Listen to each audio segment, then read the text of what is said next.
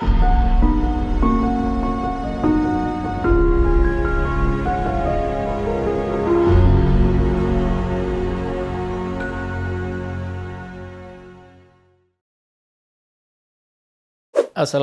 warahmatullahi wabarakatuh. Selamat datang di podcast DPRD Kota Yogyakarta. Saya RM Sinarbiano Janat, pimpinan DPRD Kota Yogyakarta, akan membersamai Anda semua, warga Kota Yogyakarta, selama kurang lebih 30 menit ke depan bersama rekan saya dari pimpinan dan anggota Badan Kehormatan DPRD Kota Yogyakarta. Hari ini kita mengulas tentang topik yang mungkin jarang dibahas, tetapi penting sekali untuk diketahui, saya kira untuk masyarakat Kota Yogyakarta, bagaimana sih warga Jogja bisa ikut menjadi penjaga integritas anggota DPRD Kota Yogyakarta. Sebelum kita masuk ke obrolan yang lebih serius, saya ingin sapa dulu tamu kita pada acara kali ini. Ya.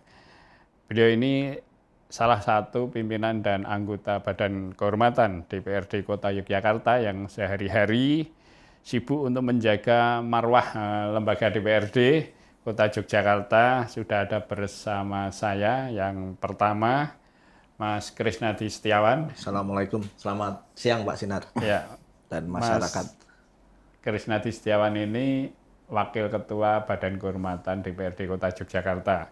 Kemudian yang kedua ada Mas Sigit Nur Cahyo. Assalamualaikum Pak Sinar dan warga masyarakat Kota Yogyakarta. Apa kabar semuanya? Alhamdulillah sehat. Alhamdulillah.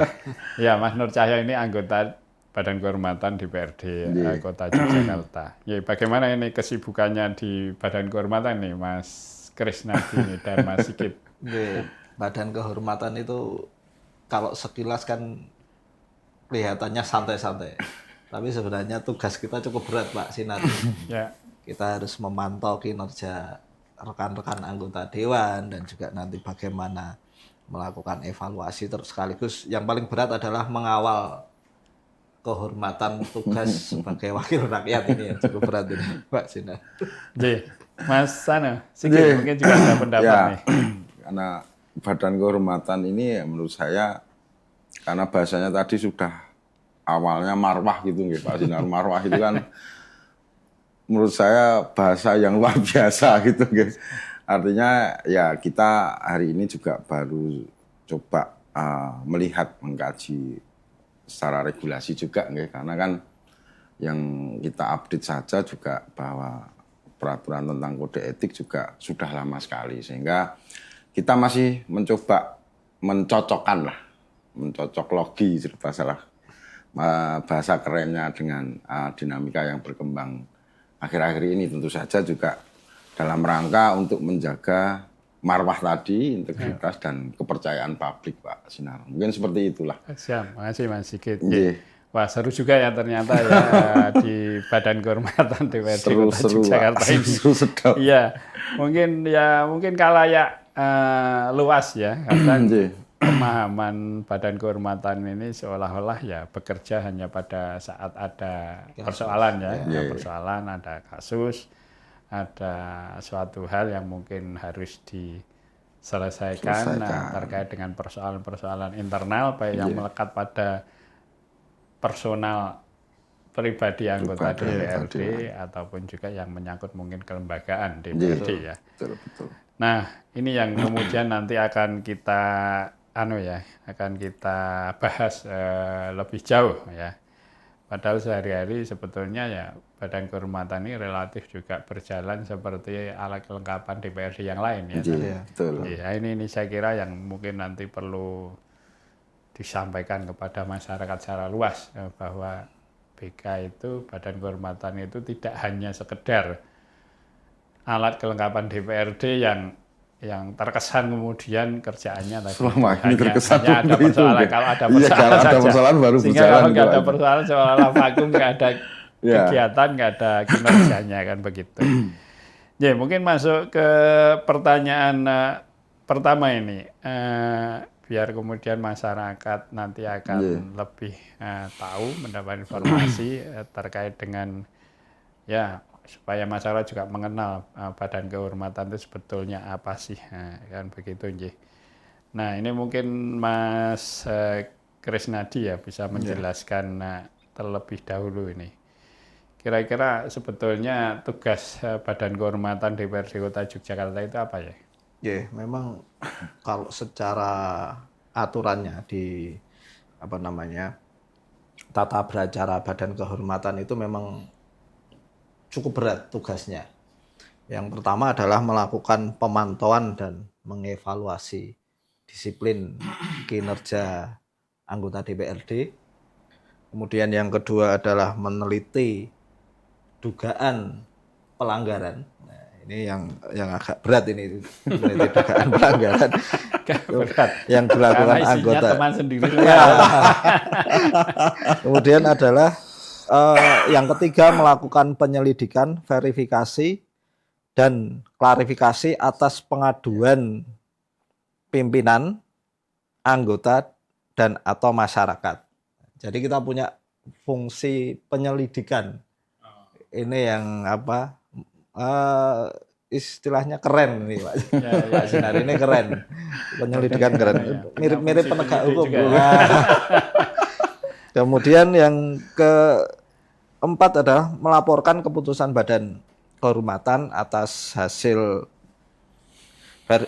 verifikasi dan klarifikasi kepada pimpinan dan rapat paripurna DPRD. Yang terakhir, seandainya dalam proses verifikasi klarifikasi itu kok terdapat kesalahan, Badan Kehormatan bisa melakukan rehabilitasi atas nama anggota DPRD yang terkait kasus tersebut. Nah, 5 tugas ini yang menjadi tupoksi Badan Kehormatan yang ya beratnya adalah ya kita harus memeriksa, mungkin bisa jadi rekan, bahkan mungkin juga pimpinan. Nah ini kan yang apa namanya perlu banyak dukungan baik dari internal DPRD sendiri maupun masyarakat.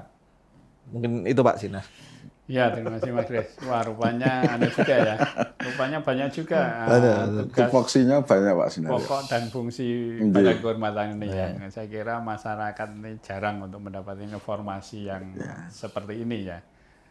Ya ini saya kira acara ini harapannya juga tentu kemudian masyarakat akan mendapat informasi yang lebih banyak terkait dengan tadi tugas pokok dan fungsi Badan Kehormatan DPRD Kota Yogyakarta kan, supaya kemudian dengan informasi ini tersampaikan secara luas ke masyarakat, masyarakat akhirnya juga mengerti dan juga bisa paham bahwa Badan Kehormatan ini bukan hanya alat kelengkapan DPRD yang terkesan diada-adakan, terkesan ya hanya kemudian formalitas, tapi rupanya ya di dalam tugas pokok dan fungsi Badan Kehormatan ini banyak sekali tugas-tugas yang memang harus dilaksanakan ya, secara khusus saya kira menjaga marwah lembaga DPRD. Ya, kita beralih ke Mas Sigit nih, Mas Sigit. Siapa apa sebetulnya Mas Sigit jenis pelanggaran yang ya mungkin selama ini mungkin pernah ditangani Badan Kehormatan, dan juga seberapa penting sih sebetulnya peran Badan Kehormatan dalam menjaga kepercayaan publik ya. Ya mungkin kalau DPRD Kota ya alhamdulillah ya, mungkin selama ini relatif belum ada persoalan. Insya Allah ya sampai kapanpun tidak ada persoalan. Sampai akhir purna tugas nanti juga nggak akan ada persoalan yang kemudian menimbulkan persepsi negatif di masyarakat. Oh, mungkin Mas Sigit mungkin bisa menyampaikan. Apakah selama ini sudah ada? Kalau sudah ada, kemudian apa? Saya bersyukur, alhamdulillah sampai detik ini, sampai non sewu kita berada di sini tidak ada Pak. Jadi alhamdulillah. Alhamdulillah bahwa teman-teman anggota DPRD sampai hari ini pun masih menjaga kredibilitasnya, menjaga fungsinya, kemudian menjaga marwahnya, menjaga martabatnya dan sebagainya. Tentu saja kalau berbicara tadi tentang apa saja yang bisa kemudian dilakukan ataupun tadi Mas Krisnadi juga pelanggaran-pelanggaran apa ya, pelanggaran itu ya paling tidak tadi ke arah kedisiplinan, memantau kedisiplinan, memantau kemudian pelanggaran yang terkait dengan etik ataupun perilaku ataupun tingkah laku di masyarakat. Nah ini penting juga menjadi pencegahan juga nggih Pak Sinar, bahwa kita juga harus di masyarakat juga harus tampil memang benar-benar bagus gitu lah, harus baik, dan dalam rangka menjaga kepercayaan ini juga ke publik, juga ke konstituen kita, sehingga kita berharap kita juga dengan tupoksi BK tadi, Badan Kehormatan tadi juga sebenarnya bagus ketika kemudian kita bersama-sama dengan anggota Dewan Perwakilan Rakyat Daerah Kota Yogyakarta yang lain bisa bersama-sama menjaga kepercayaan ini, Pak Sinar. Seperti itu mungkin kalau dari saya. Ya, Mas Sigit. Ya, saya kira memang dengan peran Badan Kehormatan DPRD Kota Yogyakarta ini ya, kalau kita lihat ya kedisiplinan dan keaktifannya teman-teman anggota DPRD Kota Yogyakarta ini relatif cukup bisa terjaga dengan baiknya. Betul. Nah, mungkin Mas Sigit, tapi kadang kan ada ya, mungkin omongan-omongan yang kadang-kadang itu, wos apa sih BK ini, wah sok-sokan, sok tegas, sok disiplin, sok kemudian ya sok anu lah, sok-sokan lah kan gitu ya. Ini kan kadang hal-hal kayak gini meskipun kadang sifatnya dengan bahasa-bahasa guyonan ya, kadang betul. muncul ya. Artinya bisa dianggap guyonan tapi juga kadang bisa dianggap serius kan gitu. Tapi saya kira ini harus menjadi komitmen kita bersama ya, selaku kita semua sebagai bagian dari penjaga marwah lembaga DPRD Kota Yogyakarta. Nah, bagaimana Mas Sigit mungkin dalam mensikapi, mungkin masih ada 1-2 yang kadang ya mengeluarkan jok-jok seperti itu gitu. Terima kasih Pak Sinar. Jadi artinya kita ini mungkin saya dengan Mas Krisnadi, dengan teman-teman yang lain yang ada di BK, ketika kemudian nanti menerapkan regulasi, artinya juga itu nanti ya kepada diri kita sendiri juga artinya. Bahwa kita juga harus menjadi contoh juga ya, menjadi standar yang bagus. Saya pikir tujuannya baik gitu loh, tujuannya mulia.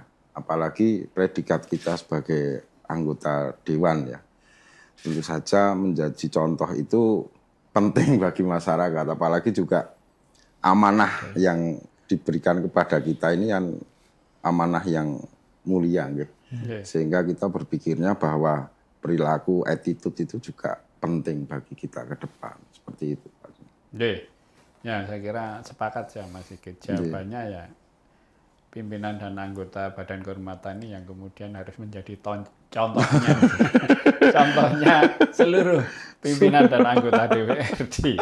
Ya, karena sekarang itu era sekarang ini kan kemudian yang dilihat contohnya ya. Contohnya. Pada saat yang harus dicontoh, dijadikan panutan itu tidak bisa mencerminkan, tidak bisa juga menunjukkan perilaku, perkataan, ya kelakuan. Ya, dalam banyak hal ya, salah satu juga kedisiplinan, ketertiban, itu yang kemudian juga tentu akan berdampak pada ya seluruh anggota. Ya karena masyarakat juga memantau kita, Pak. Termasuk masyarakat ya.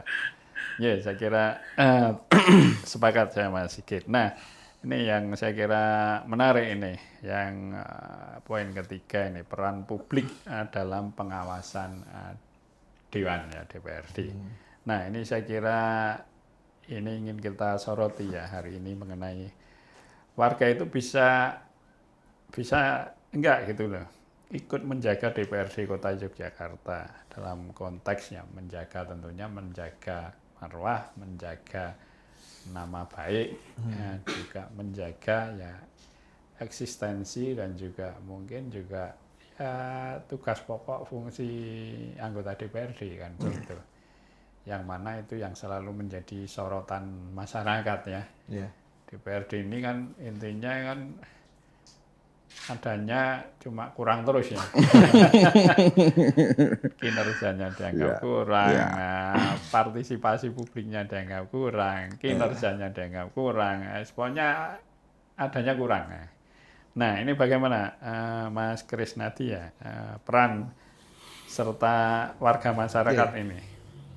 Oke, saya kira masyarakat itu sangat bisa untuk kemudian ikut secara aktif melakukan pengawasan ataupun juga bahkan pengaduan langsung ke Badan Kehormatan bisa saja. Cuma memang saya kira tugas kami juga dan juga DPRD itu kan menyampaikan bahwa apa yang menjadi ketugasan BK terutama kaitannya pelanggaran itu kan juga harus dipahami. Yang bisa diperiksa BK itu jenis pelanggaran apa saja. Ini yang saya kira juga harus kita sosialisasikan ke masyarakat. Yang pertama kan kaitannya dengan tugas dan kewajiban anggota DPRD. Sehingga segala hal pelanggaran atas tugas dan kewajiban DPRD ini bisa dibuatkan pengaduan oleh masyarakat. Yang kedua, pelanggaran atas segala hal larangan. Larangan ini terutama yang larangan hukum ya. Kalau larangan hukum kan pasti masyarakat akan memahami. Jadi kalau ada anggota dewan kok melanggar norma-norma hukum, nah apalagi itu di ruang publik ya, masyarakat juga berhak untuk melakukan pengaduan. Terus yang ketiga adalah kepatutan.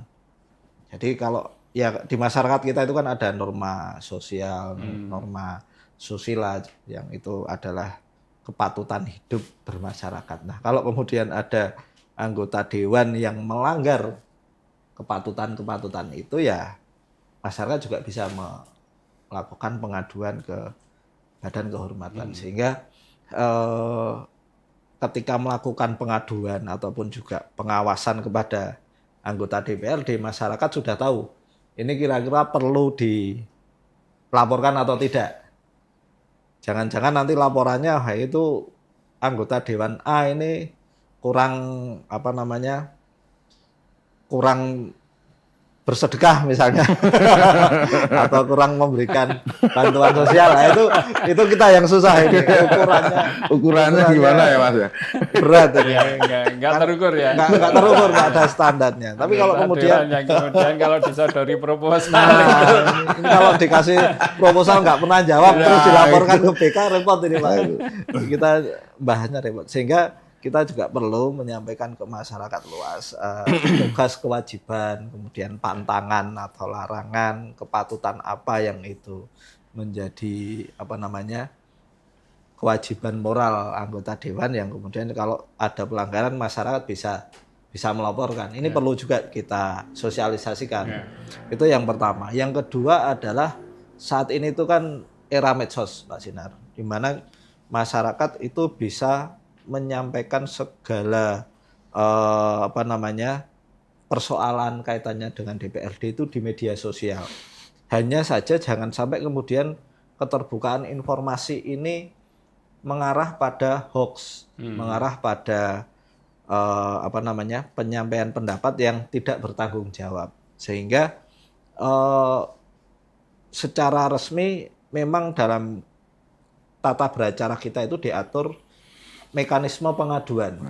Sama halnya kalau kemudian ada pelaporan di kepolisian atau pelaporan di penegak hukum mesti akan ada permintaan identitas. Meskipun dalam konteks tata beracara kita wajib melindungi identitas pelapor. Tapi ini bagian dari tanggung jawab publik bahwa yang melaporkan itu juga harus siap bertanggung jawab atas apa yang dilaporkan. Sehingga meskipun kita siap untuk kemudian melindungi identitas pelapor, kami juga minta ketika memang laporannya itu adalah serius ya, nanti kita akan meminta juga identitas dari pelapor ini. Nah, ini yang seringkali bikin masyarakat itu jadi gamang untuk melapor. Meskipun sebenarnya BK juga bisa melakukan penyelidikan pada kasus-kasus yang tanpa aduan. Artinya tanpa aduan itu jika ada sebuah kasus terkait dengan salah seorang atau beberapa anggota DPRD yang itu sudah menjadi isu publik gitu ya, sudah viral gitu ya, apalagi kalau kemudian sudah ditangani oleh pihak berwenang yang lain, apakah kepolisian atau kejaksaan, ya Badan Kehormatan harus proaktif. Apakah kemudian kita berkoordinasi dengan para pihak itu ya, untuk mengklarifikasi segala macam, sehingga kalau kemudian nanti dari pihak-pihak aparat hukum ini memberikan surat keterangan resmi, ya kita bisa melakukan proses penyelidikan internal lebih intensif. Tapi sekali lagi ketika tidak ada aduan, tapi kemudian sebuah kasus ini viral, diangkat di media massa secara luas, ya kita harus proaktif. Tanpa harus ada yang ngadu pun kita harus segera mengambil tindakan. Tapi harapan saya masyarakat jangan ragu, jangan takut untuk kemudian menyampaikan saja. Kan mungkin kalau di masing-masing dapil sudah hafal ya, Badan Kehormatan itu ada Mas Afan ketuanya Mas Afan dari Partai Golkar, wakilnya saya dari Gerindra, anggotanya Mas Sigit Nur Cahyo dari PDIP, kemudian Mas Nur Cahyo lagi dari PKS, dan Mas Afan dari PAN. Nah, saya kira teman-teman ini cukup populer lah. Nanti bisa melapor di masing-masing anggota Badan Kehormatan yang tentunya pasti akan kita tindak lanjuti. Kira-kira itu Pak Sinar. Oke. Terima kasih Mas Kris. Ya, saya kira masyarakat Jogja saya kira sudah sangat jelas ya apa yang disampaikan oleh Mas Krisnadi tadi, bahwa ya intinya lembaga DPRD khususnya Badan Kehormatan ini membuka diri, membuka pintu lebar-lebar, memberikan kesempatan, ruang pada masyarakat apabila kemudian akan mengadu ke lembaga DPRD. Tapi sekali lagi bahwa yang mengadu itu harus punya dasar ya. Dasarnya kalau DPRD ya terkait dengan tugas pokok dan fungsi DPRD, dan juga tentu yang tidak kalah pentingnya juga dasarnya adalah sumpah janji dan jabatan. Jangan kemudian mengadu itu ya terkait dengan hal-hal yang kemudian tidak mempunyai dasar seperti apa yang kemudian melekat pada status keanggotaan DPRD. Saya kira DPRD sekali lagi membuka ruang, membuka kesempatan secara luas kepada siapapun warga masyarakat untuk mengadu ke lembaga DPRD ini. Ya, saudara sekalian, saya kira kita perlu jeda sejenak. Nah, nanti setelah jeda ini bincang-bincang kita akan kita lanjutkan lagi. Ya, kita jumpa lagi ya setelah tadi jeda sejenak. Nah, kita akan lanjutkan bincang-bincang kita dengan dua narasumber kita, yaitu Mas Krisnadi Setiawan, Wakil Ketua Badan Kehormatan DPRD Kota Yogyakarta dari fraksi Gerindra, dan juga yang kedua Mas Sigit, anggota Badan Kehormatan DPRD Kota Yogyakarta dari fraksi PDI Perjuangan. Ya, saya kira melanjutkan pertanyaan tadi ya Mas Krisnadi dan Mas Sigit ya. Nah, ini yang kadang juga mungkin ini kadang menyangkut persepsi ya, persepsi masyarakat dan juga kadang persepsi kita juga ya. Nah, ini jika kemudian warga masyarakat itu melihat ada salah satu anggota DPRD karena mungkin di dalam acara atau mungkin di dalam bermasyarakat atau juga mungkin di dalam berinteraksi di tengah-tengah masyarakat. Nah, ini muncul sikap yang kadang tidak pantas di lingkungan ya, di publik atau bahkan juga jika menyalahgunakan posisi ya sebagai anggota dewan. Ini apakah juga hal seperti ini juga bisa dimasukkan dalam kategori yang bisa dilaporkan kepada kehormatan? Karena ini menyangkut persepsi ya. Orang menilai ini pantas dan tidak pantas, belum tentu kemudian sama dengan yang lain kan gitu ya. Nah, gimana Mas Sigit? Mungkin ada pendapat Mas Sigit. Terima kasih. Tentu saja di dalam Badan Kehormatan ini kan kita punya aturan main lah. Kita punya pedoman tata beracara yang itu juga nanti akan sedikit banyak akan terlihat bagaimana dalam kita memproses bagaimana laporan yang ada. Karena kan pertama bahwa ketika masyarakat melihat ada salah satu ataupun anggota dewan menika nanti di ruang publik kemudian melakukan apa saja, tentu saja harus ada dasarnya tadi kembali lagi juga. Terus kemudian tentu saja keterangan dari yang mengadu atau pelapor ini akan kita mintai. Sehingga nanti dalam kode etik ataupun dalam pedoman tata beracara apakah ini kemudian bisa diklasifikasikan. Nah, tentu saja ketika kita nanti memintai keterangan pasti akan juga disertai alat-alat juga. Kemudian alat-alat bukti yang kemudian bisa dimasukkan dalam pedoman tata beracara seperti apa saja. Nah, hal ini sebenarnya kita objektif sekali untuk melihat bagaimana nanti proses dari pengaduan pelaporan itu sampai kemudian apakah kita sebagai Badan Kehormatan bisa melanjutkan proses ini pada tahap verifikasi, pada tahap klarifikasi, atau pada tahap yang lain sampai ke sidang kehormatan. Ini menjadi pedoman kita tentu saja Pak Sinar, sehingga nanti hal-hal yang terkait perilaku ataupun yang lain ini akan bisa kita masukkan dalam mekanisme tersebut. Seperti itu mungkin Pak. Ya, mungkin Mas Kris nanti ada yang mau ditambahkan? Ya, saya kira salah satu tugas BK itu kan penyelidikan. Jadi kita mempunyai kewenangan untuk kemudian mencari dan menemukan entah itu sebuah peristiwa atau dokumen atau bukti-bukti yang lain yang itu kemudian bisa menjadi dugaan sebuah pelanggaran. Nah, kalau kemudian di situ ada kejadiannya, ada buktinya. Nah, ini yang kemudian kita masuk dalam pemeriksaan ya. Kita lihatlah. Makanya seperti tadi di awal adalah yang kemudian dilaporkan itu yang mesti kita verifikasi awal itu apakah itu melanggar tugas dan kewajiban anggota DPRD atau tidak. Ya gitu. Kalau secara ketugasan tidak melanggar ya kita lihat dulu apakah kemudian itu melanggar norma hukum misalnya atau misalnya ya pidana misalnya.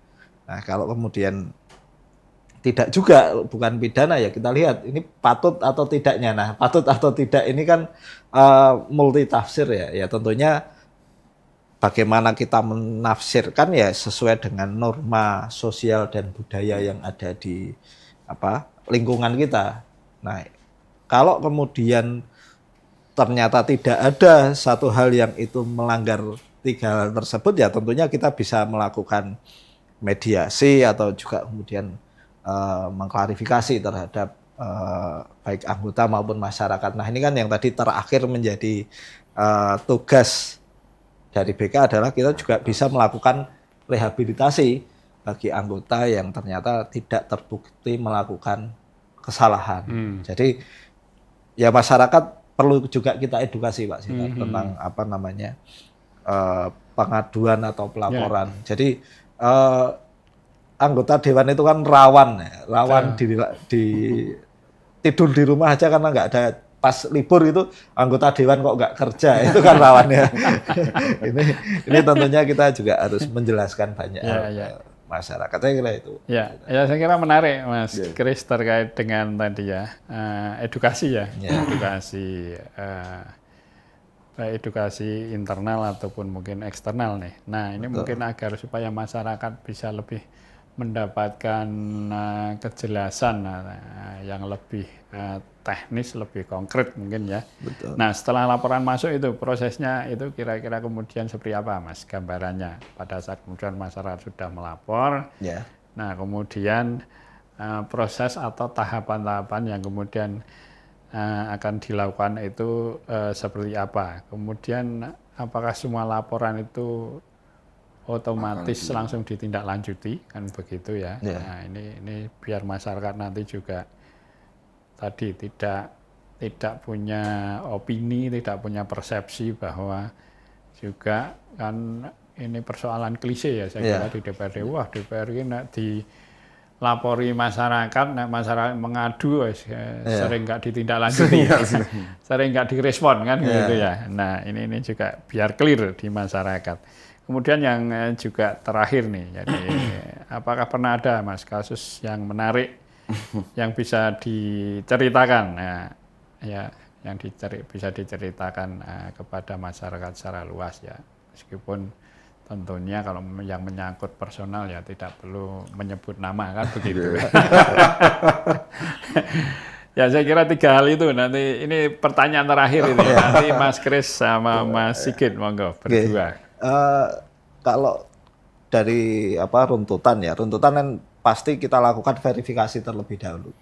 Verifikasi itu baik verifikasi pengadunya, apakah dia itu istilahnya punya standing position atau tidak atas apa yang diadukan. Kemudian aduannya itu otomatis secara administratif, secara kemudian substansi masalahnya itu layak menjadi sebuah aduan atau tidak. Ini verifikasi. Baru kemudian kalau baik pengadu atau aduannya ini terverifikasi dan kita anggap sebagai sebuah persoalan, kita lakukan klarifikasi Pak Sinar. Tentunya para pihak kita pertemukan atau kita undang secara sendiri-sendiri untuk kemudian menjelaskan apa yang terjadi. Nah setelah klarifikasi baru kemudian kita menentukan apakah itu sebuah bentuk pelanggaran atau tidak. Karena kalau kemudian itu menjadi sebuah pelanggaran, kami harus melapor ke pimpinan DPRD untuk kemudian meningkatkan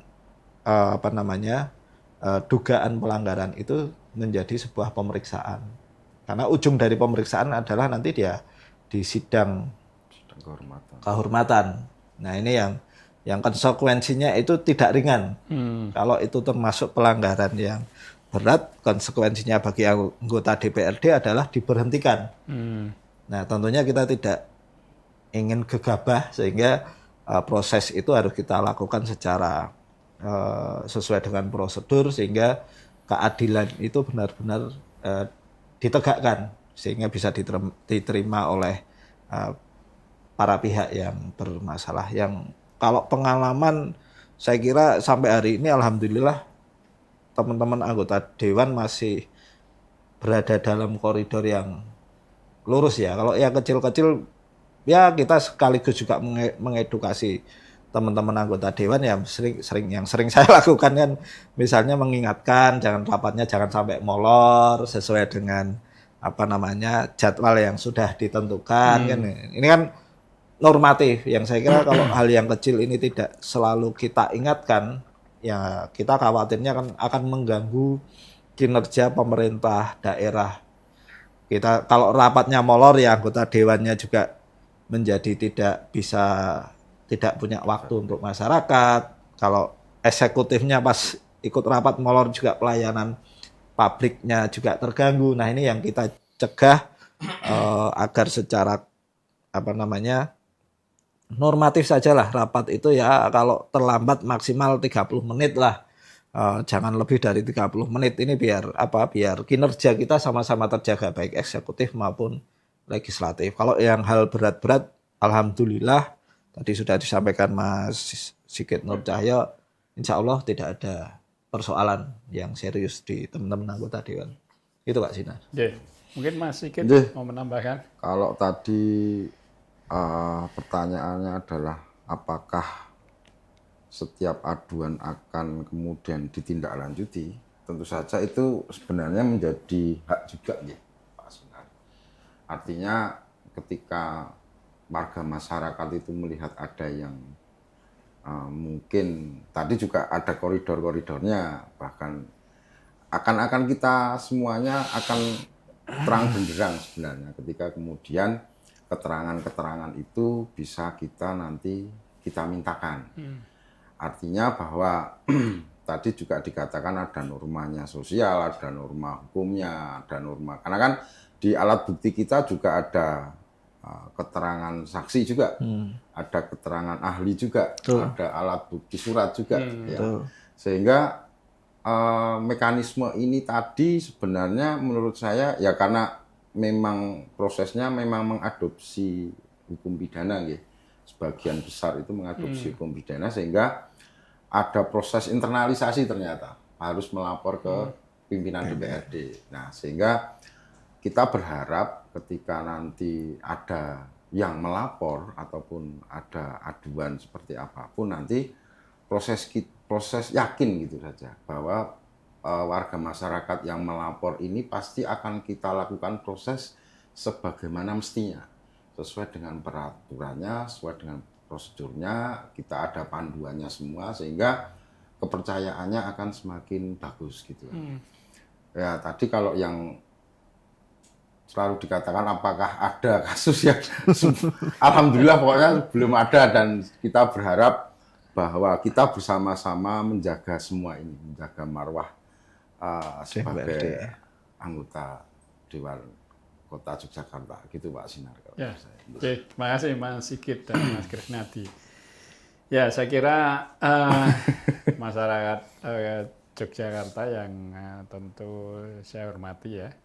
Saya kira Badan Kehormatan DPRD Kota Yogyakarta akan terus berusaha dan tak henti-hentinya untuk selalu berusaha menjaga marwah DPRD dengan selalu juga tak pernah lupa, tak pernah punya rasa capek atau bosan untuk mengingatkan sesama anggota DPRD Kota Yogyakarta dalam rangka untuk menjaga harkat dan martabat marwah lembaga DPRD ini. Tapi tentunya kami keluarga besar DPRD Kota Yogyakarta juga butuh partisipasi bagi masyarakat, karena tentu peran masyarakat itu kami butuhkan ya dalam rangka ya dengan masyarakat ikut berpartisipasi ya otomatis kemudian kami semua anggota DPRD ini merasa terawasi ya, dengan merasa terawasi itulah harapannya kemudian kita semua anggota DPRD ini bisa saling menjaga diri untuk tidak melanggar ya apa-apa yang itu sudah menjadi tugas pokok dan fungsi DPRD dan juga sekaligus sumpah jabatan yang sudah kita bacakan, sudah kita ucapkan pada saat kita semua ini dilantik, disumpah janji oleh Kepala Pengadilan Negeri Kota Yogyakarta. Nah, Mas Kris dan Mas Sigit, saya kira waktu ini yang kemudian membatasi kita. Siap, Mas. Meskipun obrolan ini saya kira tadi sangat menarik, tapi karena waktu, ya kemudian obrolan kita harus kita akhiri ya di saat ini. Ya mudah-mudahan nanti di lain kesempatan ya ada ruang dan kesempatan lagi untuk kita bincang-bincang menyebarluaskan apa-apa yang kemudian sudah menjadi kinerjanya Badan Kehormatan DPRD Kota Yogyakarta yang memang perlu untuk secara periodik kita sebarluaskan, kita informasikan ke masyarakat secara luas. Ya, terima kasih sekali lagi Mas Krisnadi dan Mas Sigit atas waktunya. Semoga semakin banyak warga yang tahu dan tidak ragu-ragu ya untuk speak up atau melapor kalau memang ada ya tindakan-tindakan, ada perilaku, ada juga mungkin sikap ya anggota DPRD yang representasi wakilnya masyarakat yang memang dikira itu sudah melanggar dari tugas pokok dan fungsi DPRD serta sumpah janji, ya, saya kira jangan segan-segan masyarakat kemudian untuk melapor ke Badan Kehormatan DPRD Kota Yogyakarta.